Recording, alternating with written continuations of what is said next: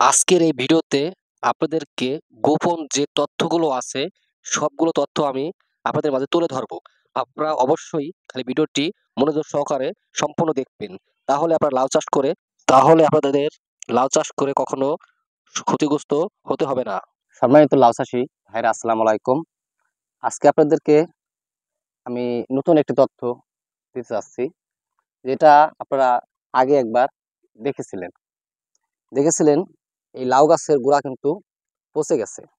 এই যে এইগুলো, এই দেখুন, এই যে পচার দাগগুলো রয়ে গেছে। আমি বলেছিলাম ভাই 1 মিনিটে সমাধান হবে। দেখুন, আলহামদুলিল্লাহ, খুব ভালো লাগছে। আবার গাছে এই যে নতুন কিছু ফল এসেছে, এই যে সে পচা সেরে যাওয়ার পরে ওই পাশেও কিছু ফল এসেছে একই গাছ থেকে।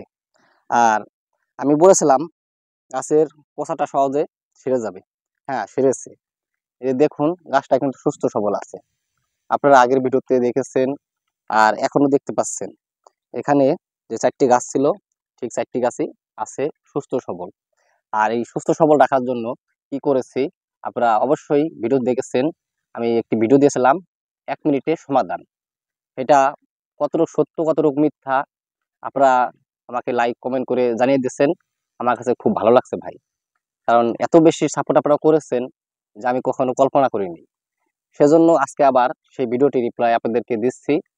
হ্যাঁ ভাই, 1 মিনিটে সমাধান হয়েছে। এটা 1 মিনিটে বাস্তব সঠিক না, কিন্তু এটা একটা কথার উদাহরণ দিয়েছিলাম।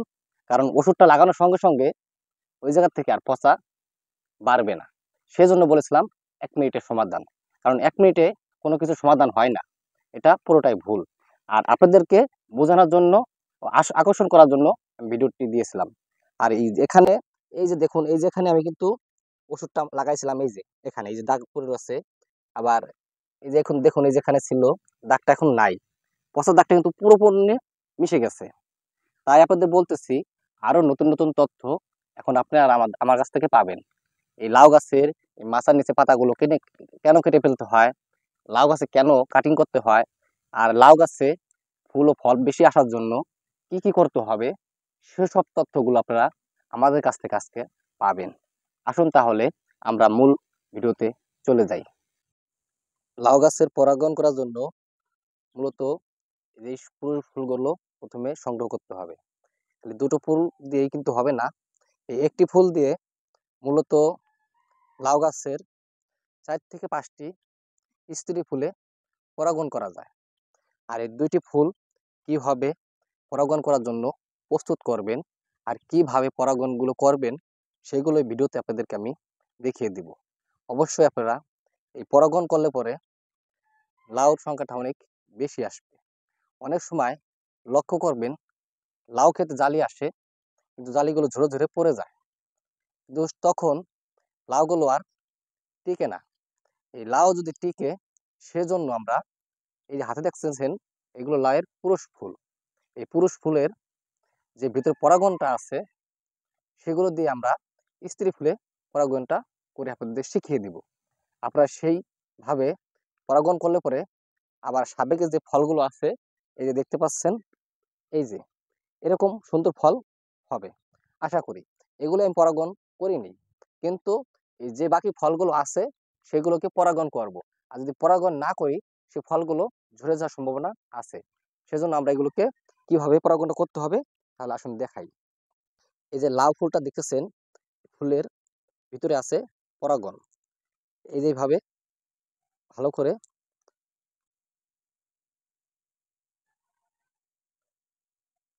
নিতে হবে। প্রত্যেকটি ফুলই একইভাবে নিতে হবে। এই যে এইভাবে ফুলগুলো ভালো হবে প্রথমে সেলাই করে নেবেন। তারপরে খুঁজে নেবেন যেখানে স্ত্রী ফলটি আছে, সেই ফুলটাকে খুঁজে বের করে এই ফুলের ভিতরে যে আবার একটা পরাগণের পাপড়ি আছে, সেখানে এটাকে ভালোভাবে মিশিয়ে দিবেন। তাহলে আমরা সরাসরি আপনাদেরকে দেখিয়ে দিই, একটু সহজ হবে।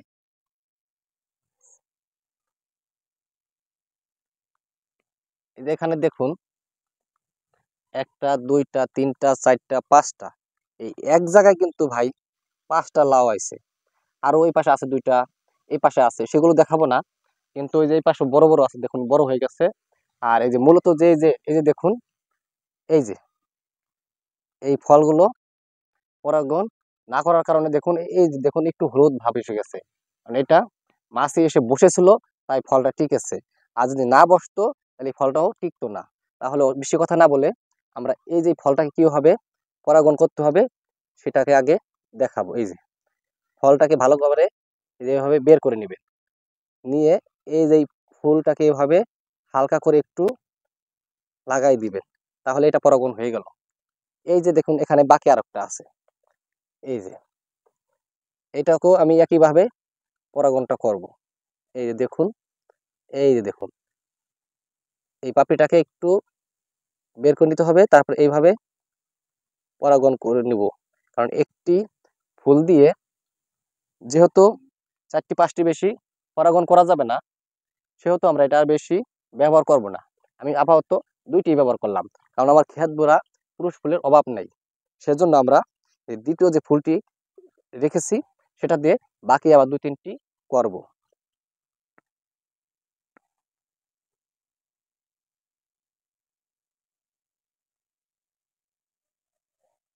আর আপনারা যখনই লাউ গাছের জালিগুলো যে এই সাইজ আসবে তখনই পরাগণটা করবেন। তখন পরাগণ করলে পরে লাউগুলো দূরত্ব বড় হয়ে যাবে।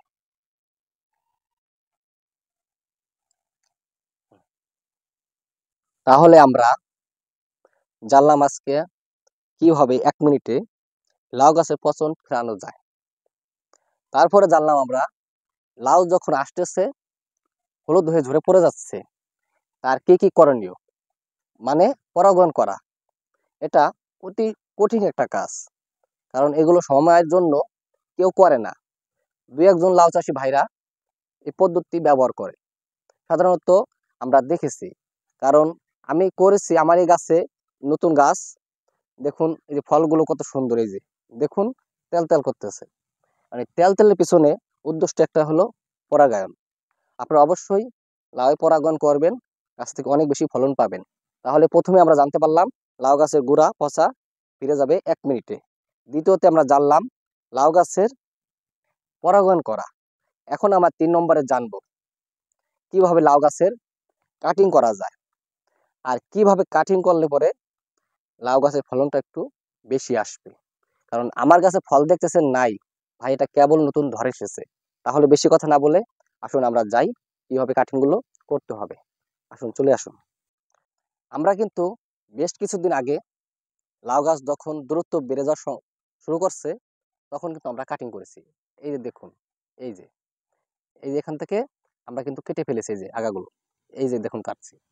কাটিং করার সাথে সাথে দেখুন এই যে সুন্দর সুন্দর ফল এসেছে। এই যে এই দেখুন উপরে কিন্তু আরো অনেক ফল আছে ছোট ছোট। এই যে পিছে দেখুন, এই যে আমার পিছনে কিছু ফল কেটেছি পাশ থেকে, আরো অনেক ফল আছে। আমরা সেজন্য আপনাদের বলতেছি এটা আমি প্রথম কাটিং করেছিলাম। আর প্রথম কাটিংটা করতে হয় মূলত মেন শাখায়। আর মেন শাখায় কেন কাটিংটা করবেন, কারণ মেন শাখায় যে ডাগাটা বের হয় সেটা প্রধানত পুরুষ। এই পুরুষ থেকে খালি পুরুষ ফুলই আসবে, সেখানে কোনো স্ত্রী ফলের সংখ্যা দেখা যাবে না। আর স্ত্রী ফলের সংখ্যা দেখা যাবে, আপনারা লক্ষ্য দেখবেন এই যে সাইড ডোকা যেটা আছে, এই সাইড ডোকা থেকে এই যে এটা 2টা অথবা 3টা ফল বের হবে। তারপরে মূলত আবার পুরুষ ফলে পরিণত হতে পারে। এটাই মানে লাউ গাছের বিষয়। কারণ এই যে দেখুন 2টা ফল ধরার পরে এই যে একটা ফুল এসেছে, এই যে এটা কিন্তু পুরুষ, এই যে দেখছেন। আবার এই দেখুন এখানে একটা ফল ধরেছে এই গিটা, আবার এই গিটা একটা ফল ধরেছে 2টা। এখানে পরপর এই যে বাড়তি যে ডোকাটা এসেছে এই যে দেখুন, এই যে এগুলো কিন্তু স্ত্রী ফল। আবার এখান থেকে যে ফলগুলো চলে এসেছে, আবার এই যে দেখুন সেখানে কিন্তু আবার 3-4টি ফল ধরার পরে আবার এখানে একটি পুরুষ ফল বের হয়েছে। কারণ গাছের মেন শাখাটা থাকে তাহলে পুরুষ, আর স্ত্রী শাখাগুলো থাকে মানে মূলত যে ডোকাগুলো থাকে সেগুলো। তাহলে আমরা আজকে কাটিং সম্পর্কে কিছু ধারণা পেলাম। আর কাটিংটা কিভাবে করতে হবে সেটা আপনাদের কাছে দেখাবো। তাহলে আপনারা কাটিং সহজভাবে করতে পারবেন, আর করেও আপনারা অনেক বেশি লাভবান হতে পারবেন। এই যে দেখতেছেন এটা মোটা ডোকা কিন্তু বের হয়েছে। এই ডোকাটা কাটিং করার পরে এটা আবার সেই ডোকার 10টা ডোকার মধ্যে একটা ডোকা হয়েছে। এই যে এই ডোকাটা মূলত আমরা অনেকে এখান থেকে কেটে ফেলি, এখান থেকে কেটে ফেলি, তা কাটবো না। আমরা মূলত এই যে এইটুক পরিমাণ কাটবো। এই যে দেখুন একটু ধারালো জিনিস দিয়ে কাটবো এইটুক, 1 ইঞ্চি অথবা হাফ ইঞ্চি। কারণ যত আমরা ডোকাটা ফেলে দেব তত আমাদের ফলের ক্ষতি হবে। সেজন্য আমরা ফলের যদি ক্ষতি না হয়, ফল আসতে কোনোদিন সমস্যা না হয়, আমরা মূলত এই 1 ইঞ্চি অথবা হাফ ইঞ্চি পরিমাণ কেটে দিব। তাহলে আজকে আমরা জানলাম কিভাবে লাউ গাছের কাটিংটা করতে হয়। আরও বিষয় আপনাদেরকে জানাবো। আপনারা সঙ্গে থাকুন, লাউ চাষ করে আপনারা লাভবান হতে পারবেন। কারণ আজকের ভিডিও আপনারা শিখে যেতে পারবেন লাউ চাষে A to Z সব কাজ। আপনাদের বলেছিলাম আরো অনেক কিছু শিখিয়ে দিব। হ্যাঁ বন্ধুগণ, আজকে আপনাদেরকে লাউ গাছের আরেকটি ডগা কেটে ফেলতে হয়। এটা আগার থেকে না, এই গোড়ার থেকে। কোন ডোকাটা কাটবেন? এই যে দেখুন, এই যে এই ডোকাটা, এটা পুরুষও না, স্ত্রীও না, এটা একটি বাত্তি তৃতীয় লিঙ্গ পোকা, তৃতীয় লিঙ্গ ডোগা। এই ডোগাকে কেটে ফেলতে হবে গোড়ার থেকে, কারণ এটা গাছের শোষণ বেগে বলে। এগুলোকে অবশ্যই কেটে ফেলতে হবে। এইভাবে কেটে দিবেন, তাহলে জাংলাটা পাতলা থাকবে, ফল আসতে একটু সহায়তা করবে, ফল ফুলও ভালো থাকবে। এই গাছে আপনারা যখনই ঘুরে ঘুরে দেখবেন এই যে ছোট ছোট শোষণ সাইড ডোগাগুলো আছে, এগুলো অবশ্যই আপনারা কেটে দিবেন। তাহলে আপনারা অবশ্যই লাউগুলো পুষ্ট ও বড় হবে, লাউগুলো এরকম দেখতে সুন্দর হবে, লাউটা সুন্দরভাবে তেল তেল করবে। দেখুন আমার প্রত্যেকটি লাউ কিন্তু একইভাবে আছে। আমি গাছের এই যে শোষণ যে বাড়তি ডোগাগুলো থাকে, এইভাবে এগুলোকে কেটে দিই। এই যে দেখুন, এ থেকে কিন্তু কোনো ফল ফুল আসবে না। দেখছেন, এটা আগা কিন্তু এই পর্যন্ত শেষ, আর একটু বাড়বে, তারপরে এই গাছের রসটা শুষে শুষে খাবে, গাছটাকে দুর্বল করে ফেলবে। অবশ্যই আপনারা এই গাছের এই ডোগাগুলো কেটে ফেলবেন। আজকে আপনাদেরকে যে বলেছিলাম আমি লাউ গাছের A to Z শিখিয়ে দিব। যারা এখনো ভিডিওটি দেখতেছেন মনোযোগ সহকারে দেখুন। দেখুন ভাই, শেখার শেষ নেই। কারণ যখন আপনারা শিখে রাখবেন, ভবিষ্যতে সেটা কখন কাজে লাগবে। সেজন্য আপনাদেরকে বলছি, আমি কিন্তু প্রথমে লাউ গাছের গুড়া পচা, লাউ গাছের কাটিং, লাউ গাছের পরাগায়ন, লাউ গাছের শোষণ ডোগা, বিভিন্ন পদের তথ্য আপনাদেরকে দিয়েছি। এখন আরেকটা তথ্য আপনাদেরকে আমি দিব, যেটা শুনে আপনারা অবাক হয়ে যাবেন। কারণ লাউ গাছ যখন মাচায় উঠে যায়, তখন বলেছিলাম এই যে এগুলো কেটে ফেলতে হয়। হ্যাঁ, কেটে ফেলতে হয়। তারপরে দেখবেন এই যে একটা বাড়তি ডোগা এসেছে, এগুলোকে অবশ্যই কেটে ফেলতে হবে। এগুলো কাটবেন যখন এতটুকু হয়ে যাবে, তখন এগুলোকে কেটে ফেলবেন। এগুলো কিন্তু শোষণ ডোগা। আর যে মূলত কথাগুলো বলেছিলাম, শুনলে অবাক হয়ে যাবেন। কারণ সেই বিষয়টা হলো লাউয়ের জন্য এই যে তাবিজ দেখতে পাচ্ছেন, এই তাবিজটা কিন্তু লাউ গাছের বর্তমান মেন। কারণ দেশে কোনো মৌমাছি নাই, এই কিউট মাছির উৎপাদে লাউগুলো সব শেষ। সেজন্য আমরা এই তাবিজ ব্যবহার করতেছি কেন? যদি লাউর উপরে মাছিটা এসে না বসে আর লাউটাকে নষ্ট না করে ফেলে, সেজন্য আমরা এগুলো ব্যবহার করলাম। আর দেখুন, আমি বাজার থেকে এই বয়ামটা কিনে এনেছি, আর ভিতরে একটি তাবিজ ঝুলিয়ে দিয়েছি। আর এই যে দেখুন নিচে 2 দিনে কতগুলো মাছি পড়ে গেছে। এই মাছিগুলো উড়ে উড়ে এই লাউয়ের পর বসতো, লাউগুলোকে নষ্ট করে ফেলতো। আর এখন এই বাজারে লাউ নিয়ে যাব, আমি গ্যারান্টি সহকারে লাউ বিক্রি করতে পারবো। এই তথ্যটা আপনাদেরকে মেন হিসেবে নিতে হবে।